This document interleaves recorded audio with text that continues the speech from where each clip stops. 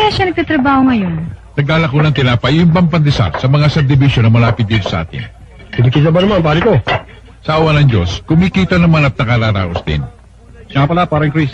May pasabi ang paring Piryong mo na ang kanyang boss na Tagolonga po ay nangangailangan ng tao mapagkakatiwalaan. Ito ang card, oh. Nasabi na sa akin yan, kaya lamang alanganin ako eh. Basta makikita. Kikita nga raw, pero ayoko mangyari sa akin ang nangyari sa kapatid ko. Kawawa naman mga anak ko eh. Mare, ano yun? Siguro hagaran ng mga pulis at carnapper. Malimit mangyari dito yun eh. Ayaw tumigil ang mga loko ah. Alam mo, Angel, sa hirap ng buhay ngayon, ha? Lalo yung mga taong walang hanap buhay, hindi maiwasan ang hindi gumawa ng masama. Lalo na yung pamilya.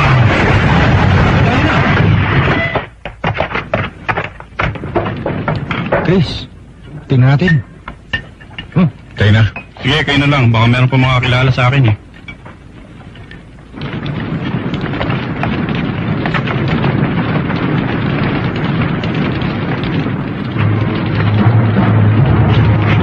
Alam na pala nila. Ayaw kasi tumigil na kakakarnap eh. Chris, masakit tong pangyayari to. Yan ang ayoko mangyari sa akin. Paglalako na lamang ako ng